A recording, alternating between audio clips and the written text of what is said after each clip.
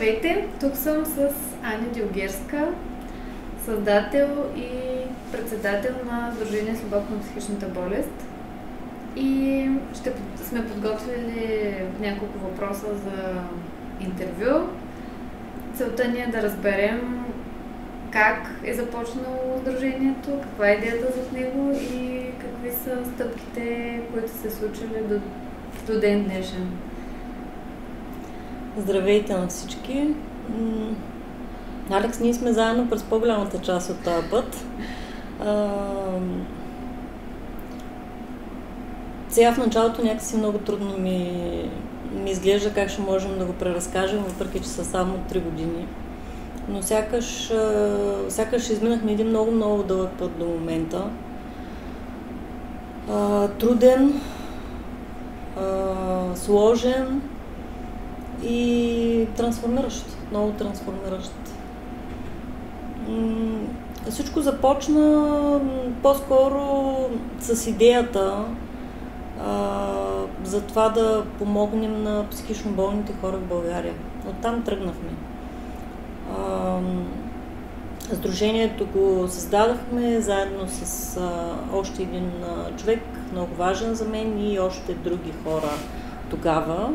Но така или иначе той до ден днешен е до мен в цялото това нещо, Диан Попов.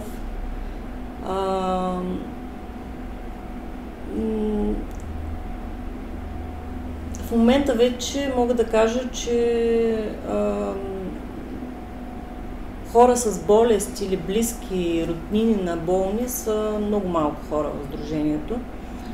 Всъщност си дадахме сметка, че не можем да спасим някой друг, който е болен, ако сами себе си не спасим.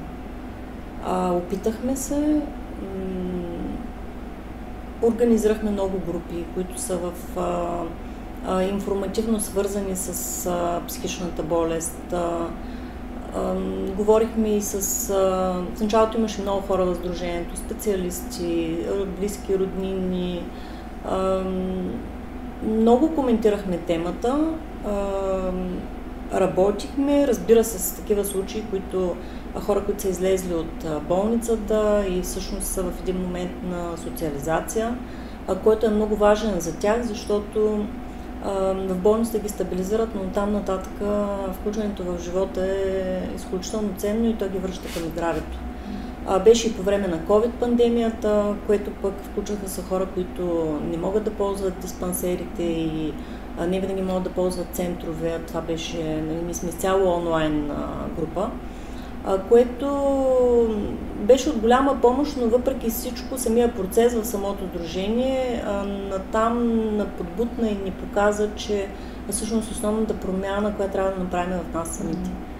Защото иначе се превръщаме в едно много точно подобие на семействата, в които има такъв болен.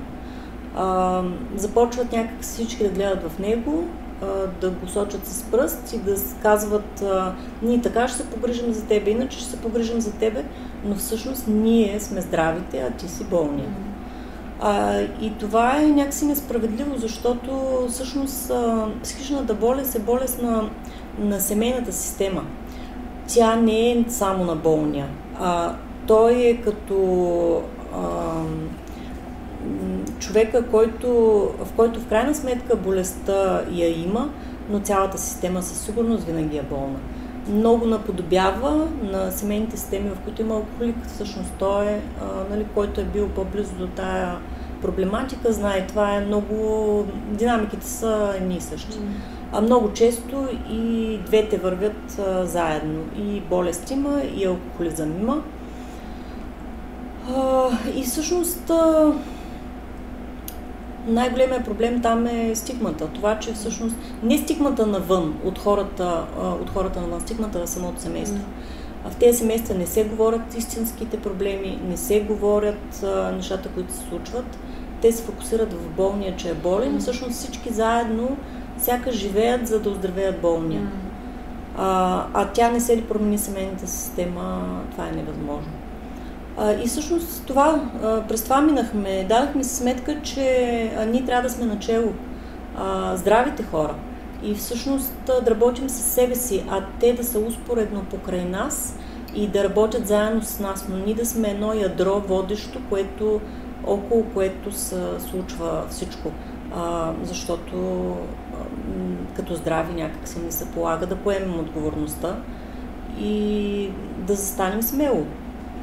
И така всъщност постепенно в един момент в сдружението, сега вече буквално 95% от хората са абсолютно здрави. Бяхме много, останахме малко. Всъщност не знам защо сме били много и защо въобще тръгнахме по този начин. Може би това е било моето желание да се спасят много хора, което е основано на моето виждане, че всъщност хората имат нужда да спасят себе си. Но в един момент се оказа, че хората не смятат, че те имат нужда от спасяване. И всъщност това, което те търсят и наблюдавам от както съществува това сдружение, е, че всъщност хората предпочитат някой да им разказва за нещата, а не и те да променят себе си. Това, на което аз винаги съм държала в тези 3 години, е всеки един от участниците да върви към трансформация. И самата организация в сдружението е така създадена, че човек, който не върви към трансформация, рано или късно групата го изплюва. Преминахме през немалко сътресения, през голяма част от времето публикувахме и навън идейно какви неща правим там. Имаше хора, които водиха различни видове клубове и групи, по-скоро като дейност по взаимопомощ. Всички бяха, ти също водише група. Хора, които работят със себе си, са изминали някакъв път, но за мен специално по отношение на групите, и ти ще кажеш твоята гледна точка, но някак си... Това беше пак моето желание да се случи нещо голямо, истинско, което да помага, защото аз знам, че това сдружение помага. Но хората трябваше да се сминат своя път, за да могат да разберат всъщност какво може да им даде това сдружение и как точно работи. Защото, знаеш ли, някак си ни се иска това, което би ни помогнало да звучи специално, да е нещо, което е вау. Хората не вярват, че всъщност психологията е нещо много елементарно. Толкова елементарно, че няма човек, който да не може да го разбере, освен ако няма някакви отклонения умствени. Тя е за всеки. Абсолютно всеки може да я разбере и да я приложи в живота си. И всъщност всички болести, които имаме, са пряко свързани с начина на живот. И това, което аз не съм спряла да правя, е ние работим страшно много с тяло, въпреки че сме онлайн. С тялото си, с усещанията на тялото си, с емоциите. И това, което не съм спряла да правя, е да уча хората да ги свързват. Всъщност, какво ми показва тялото и то какво означава, към каква болест ме води, как ще ми се отрази това нещо. Което в един момент човек става силен по този начин, защото той знае как да се разреши проблемите и може да прави избори в живота си. И така. Добре. Всъщност за групите ми стана интересно, ти спомена. Аз от моя гледна точка осъзнавам, че както съм действала с групата си, така действам с доста неща в живота. Конкретно при мен е, че желанието ми как изглежда отвън и да се харесам особено на теб като мой учител и като много важен човек за мен, по някакъв начин наделяваше и сякаш нямаше значение аз на себе си дори как ще помогна и на хората как ще помогна, а ми беше важно как ще се представя. И в един момент, като дадох назад, след като приключихме с воденето на групи, това нещо почнах да го съзнавам как го правя навсякъде. И се запитах най-вероятно, че точно това си искала от нас, от водещите специфично и ми стана интересно, това написах и този въпрос, как ти хрумна ние да водим групи, нали, хората да водят групи, да не си само ти, хора, които не са нали, психолози, дори нямат образование и какво всъщност, каква беше целта ние да помогнем на себе си, на останалите? Процесът е много взаимен. Всъщност никога единия не помага на другите, винаги си помагаме взаимно, както и аз на вас, ви на мен. Няма как да бъде едностранен, просто е невъзможно. Идеята ми беше такава, че в моите очи, понеже аз виждам това нещо, как може да помага на хората и си мислех, че много хора ще имат интерес и желание да се впуснат да работят по този начин със себе си. Защото начинът, по който аз работя е много открит, директен, всичко му се изяснява на човека много бързо. Което всъщност в моите очи е като някой да ти даде козовете в ръцете и всъщност ти можеш да направиш промяната, която искаш и си успоредно съпътстван с още ни хора, които всеки се бори за своята промяна, никой не спасява никой, но всички заедно се движим по този път.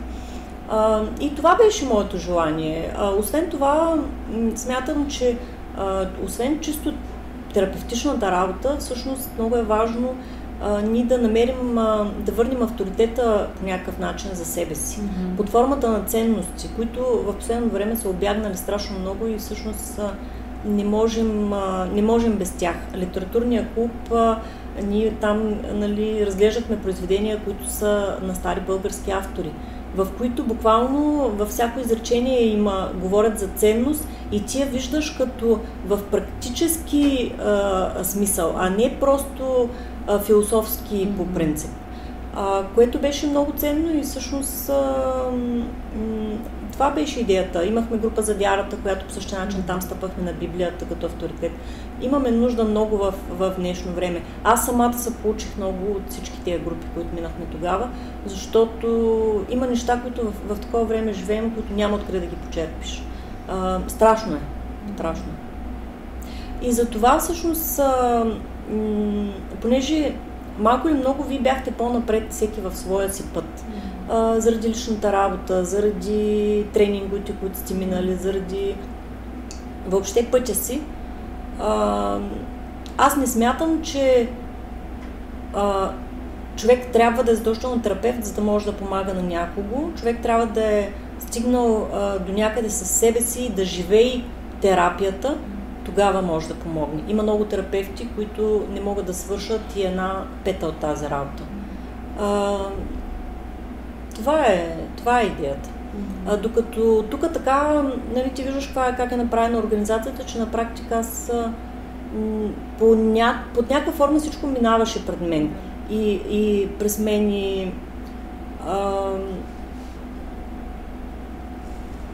нямаше как да се случи, да не се случва трансформация с хората. Тя на практика се случва.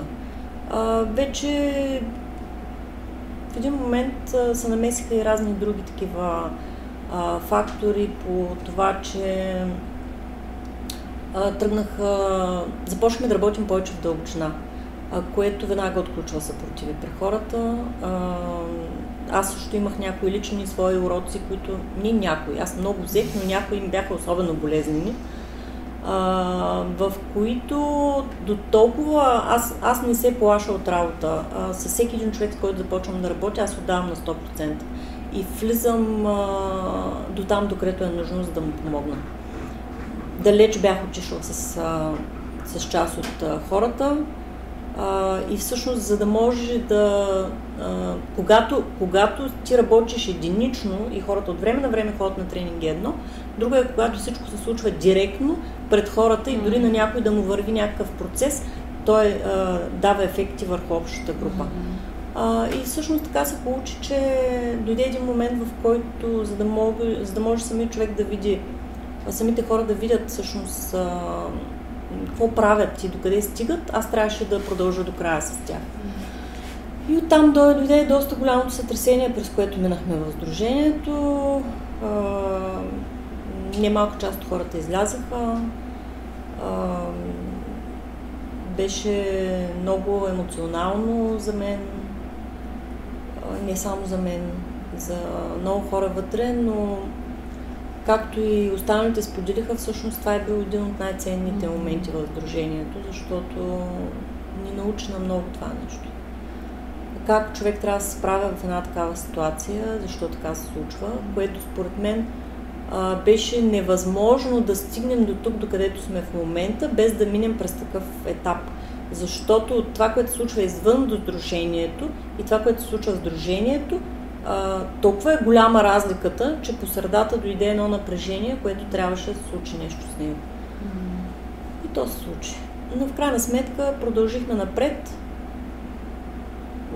Там пък в един момент разбрах, че изкарването на това какво правим като групи навън не е задължително да е плюс, а всъщност нещо, което е ценно, няма нужда от реклама. Напротив, рекламата от уста на уста работи много по-добре. Оказва се, че в момента, в който спряхме да публикуваме групи навън, много повече хора започнаха да влизат в сдружението и да работят по-отдадено. Даже имаше хора, които и изненадващо за мен по някакъв начин научаваха за правилата и бяха ги изпълнили дори. А ние имаме доста стрикни правила по влизане, които са така, всеки извървява един път за себе си, за да ги изпълни, който засилва мотивацията. Всъщност това е много важна част, човека да е мотивиран за работата си. И всъщност се случва една работа вътре, която енергията ни изтича навън да се показва нещо, точно това, което ти казваш, ами тя се натрупва за тези, които работим вътре. И води до промени. Конкретно за мен след това сътресение, което се случи, някакси точно това желание, защото ти си ме поканила да участвам, ти си ми казала да водя група и в последствие моето желание да участвам, ама наистина, защото имам нужда от сдружението, тотално се промени. Аз влизам в момента и в групи не защото ти ще кажеш Алекс не е влязъл, не ли защото имаме някакви правила и само заради правилата сега трябва да вляза. Аз знам, че нещо ще получа и ще успея да се преработя нещо, най-малкото да споделя някаква болка, която имам, обаче вие сякаш ще я чуете по един начин и ще реагирате по един начин, даже ще може шамарите, а навън е съвсем по-различно, нали, извън сдружението. И мисля, че аз го усещам в момента много по-дълбоко, много по-истинско каквото се случва от преди, но си давам сметка, че трябва да изменим този път, защото в момента много хора живеят по начина, по който беше тръгнал да става, защото някой ги кара или защото искат да се харесват. А пък то така промяна няма. Да. Всъщност, ти тръгна точно с тези от литературния клуб, каза нещо много важно, което се намира и в целите на сдружението. Искаме сега да ги прочета и да ги коментираме. Целите са две. Първата цел е духовно, психическо и физическо оздравяване и нравствено израстване. И втората е стремеж към ценностна система, която е добра за хората и обществото.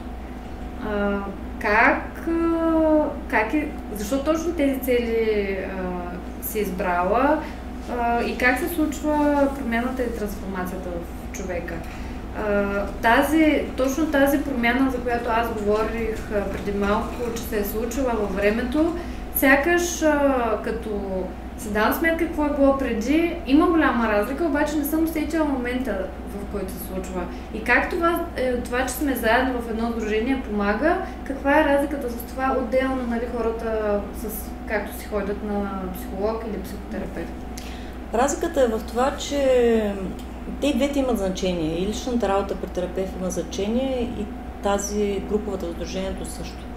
Но личната работа е малко по-скоро имитация на това, което майката има като динамика с малкото дете. Индивидуален процес, в подкрепа, в приучаване на човека, той сам да разпознава нуждите си, да се грижи за тях. Но някак си той остава в едно защитено поле само пред терапевта. И това е целта човек да, в крайна сметка, в този момент той е уязвим и неправилен. и му трябва това време, за да може да порасне. Следващия момент обаче идва тази втората фаза, която е свързана с бащината динамика и в която човек трябва да си направи една проверка на реалността, всъщност кой е той след това порастване, което е свършил с майка си. Как го виждат другите хора, какво си мисли той за себе си, а пък всъщност какво се оказва, че те виждат в него.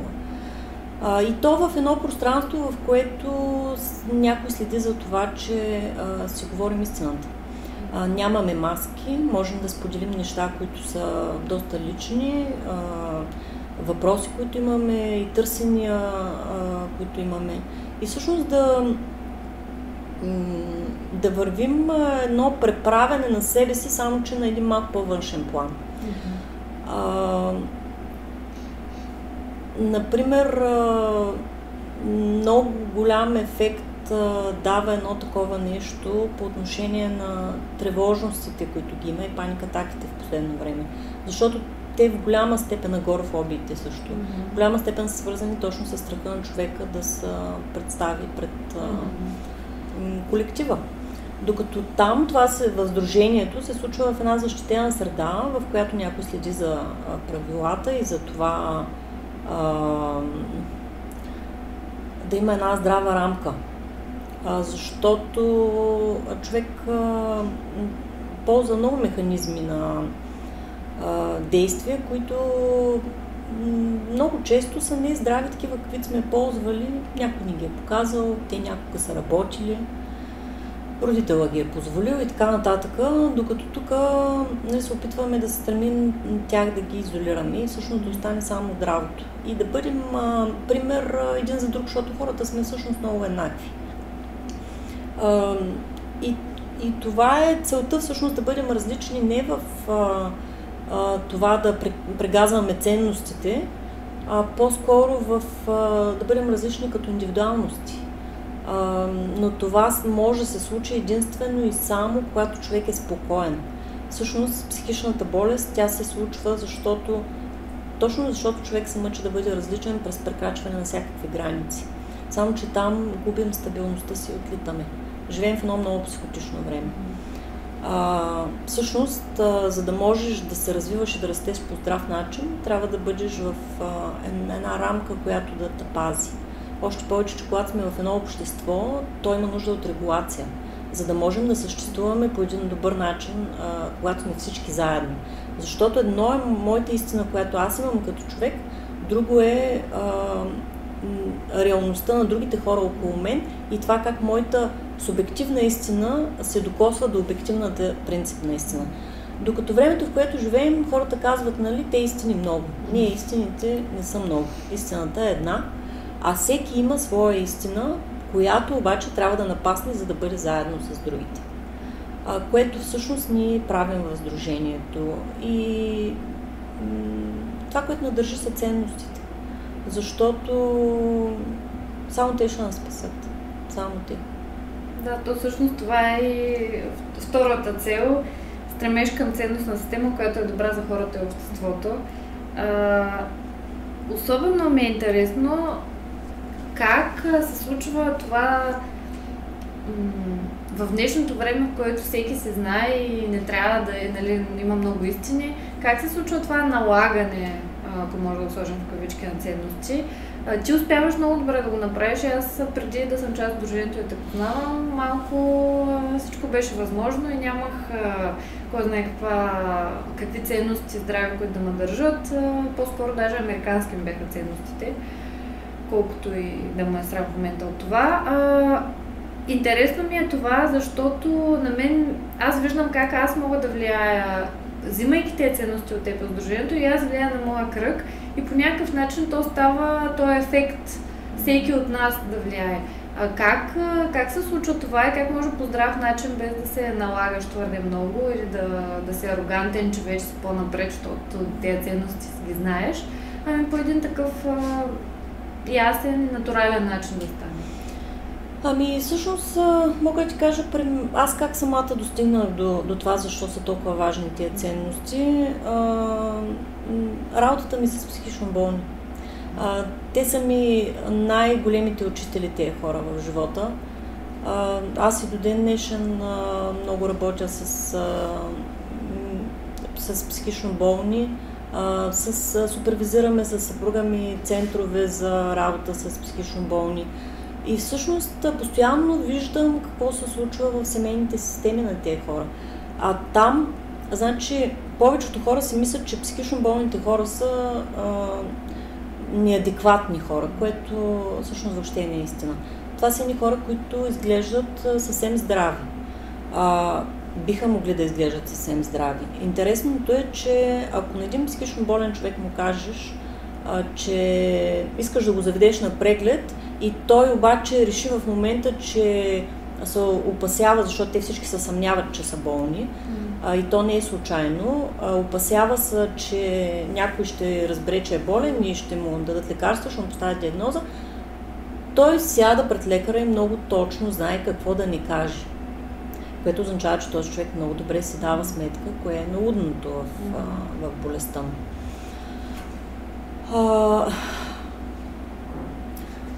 Всички неща, които ги има при болните, ги има и при нас. Само, че са по-засилени. Виждат се по-ярко. Проблемите в семействата се виждат по-ярко и всичко е много еднотипно. Последствие се оказа, че това е еднотипно не само при психично болните, това за мен беше изненада, еднотипно е и при раково болните семействата им. Еднотипно е при семействата, които са с МС, множествена склероза. И така забелязвам въобще, че нещата са много общи. И всъщност в един момент започваш да виждаш кой е начин на поведение, кои взаимоотношения, докъде водят. До такава степен, че буквално има моменти, когато страх ме е хващал.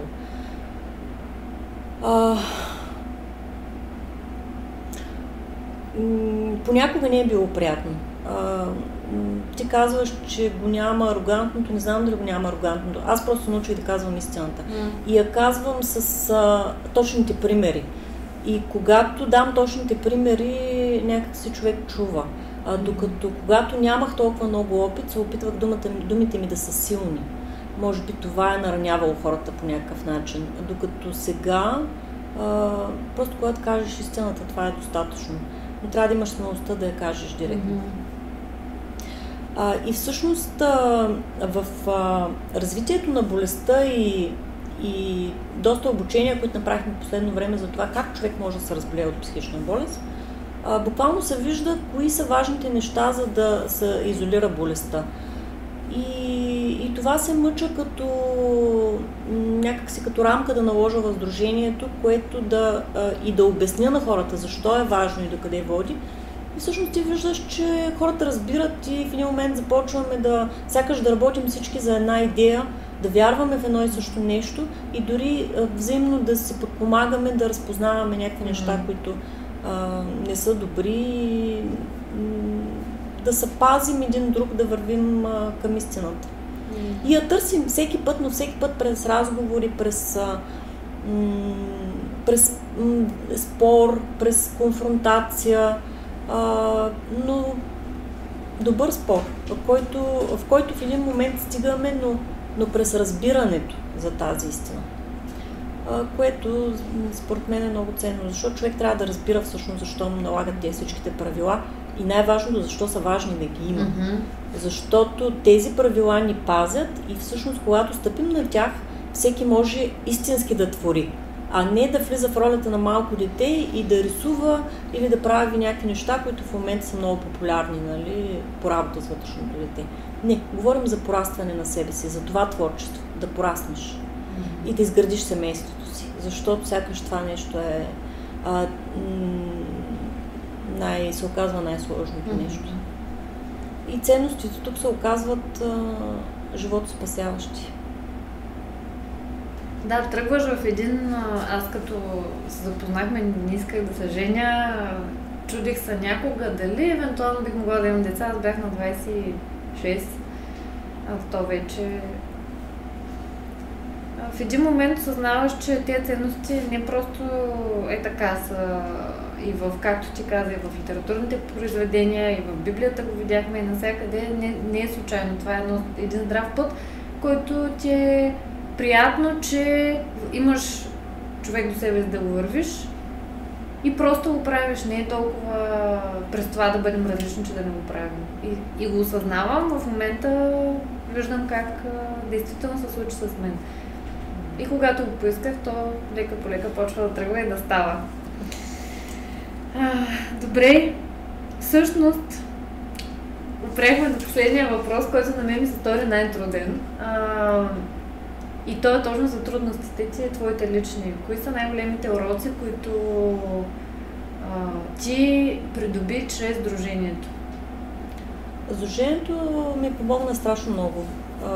На мен самата. Въпреки че изглежда, че аз помагам на другите, но аз, както винаги го казвам, аз раста заедно с всички вас. Аз винаги съм имала проблем с това да застана пред хора и да говоря, да се представям пред публика.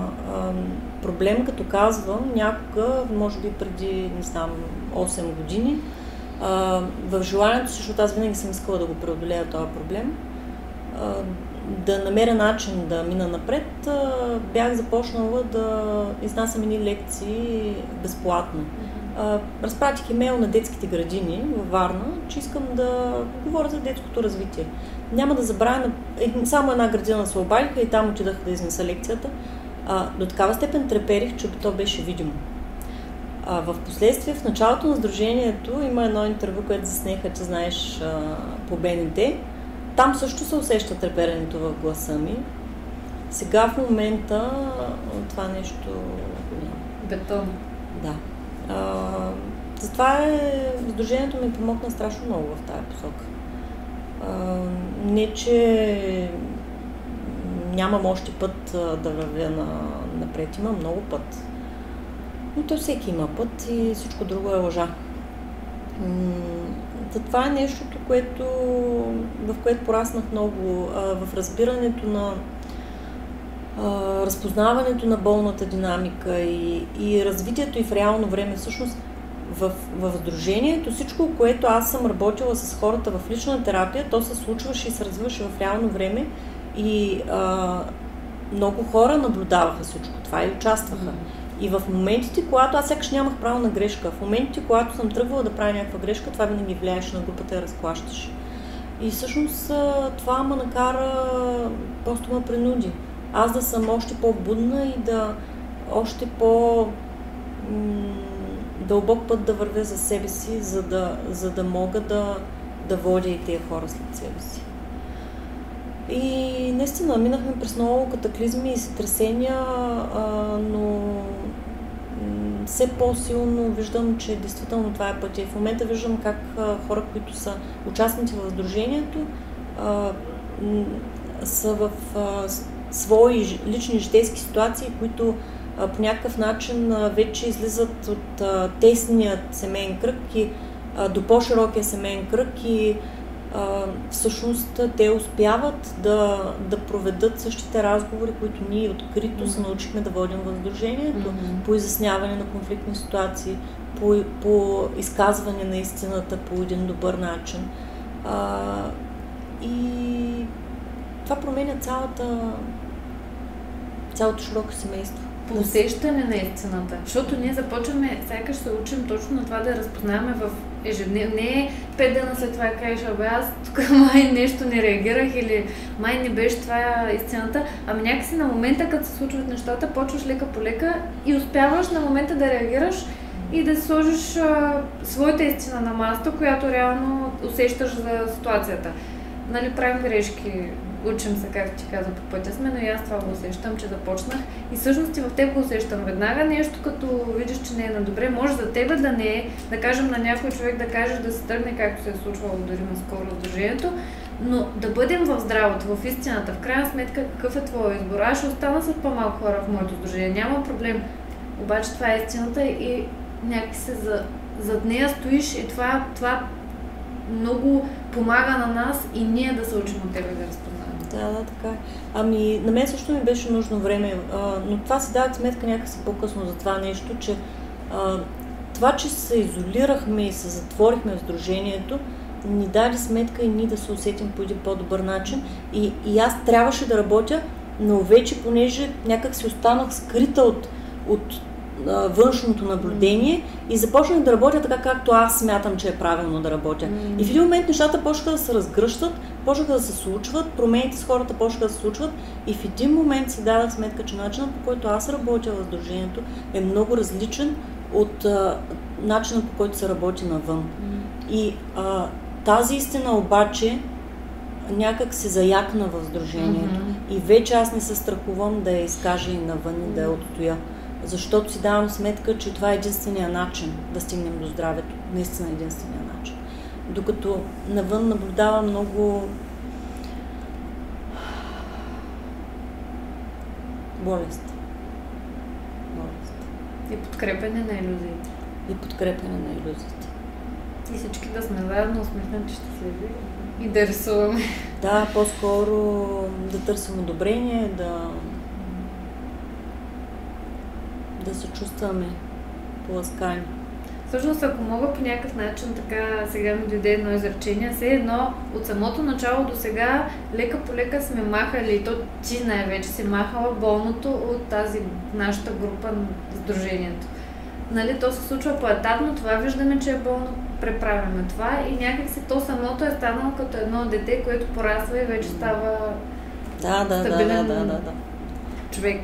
Ами сега станахме на 3 години, да видим, може би е дошло време детето по някакъв начин да се свърже навън с групата. Да. Всъщност ние това отделяне, може би добре да споделим, което казахме, че вътре се остава и не споделяме толкова. Преди публикувахме често в страницата и всеки се споделяше, че на твоите... Имаш доста последователи в твоя Фейсбук, така всеки се споделяше.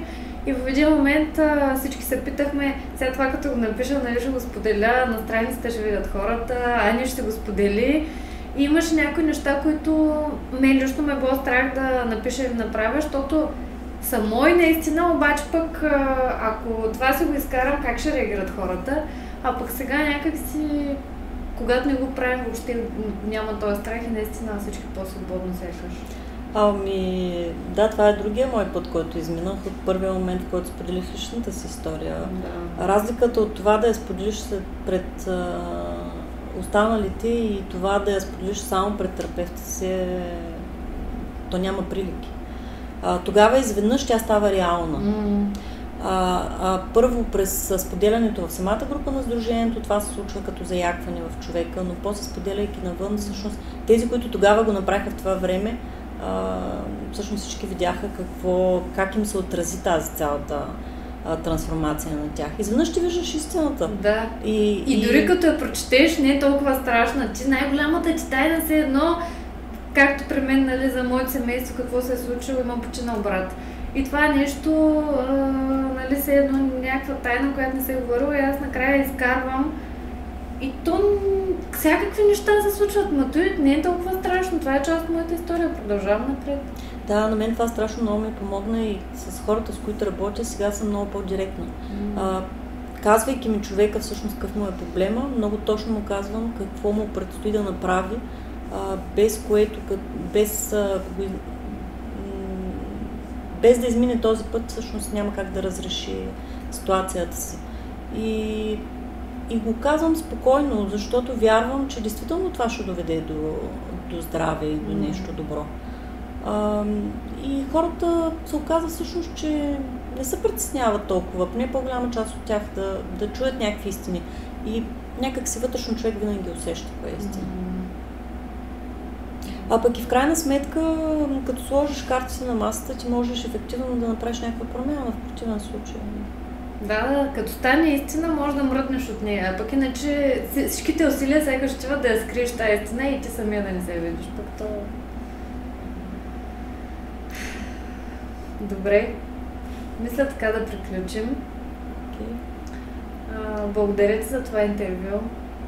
И аз ти благодаря за въпросите. Сигурно още много бихме могли да говорим. Има още много, да. Защото всичко е преживяно до болка и до радост и до всякакви емоции. И това е, че действително в днешно време хората вярват в това, че човек трябва да е някакъв извисен духовен водач, който да е отсъстващ, който всъщност когато изпита някаква емоция, то е ранено дете.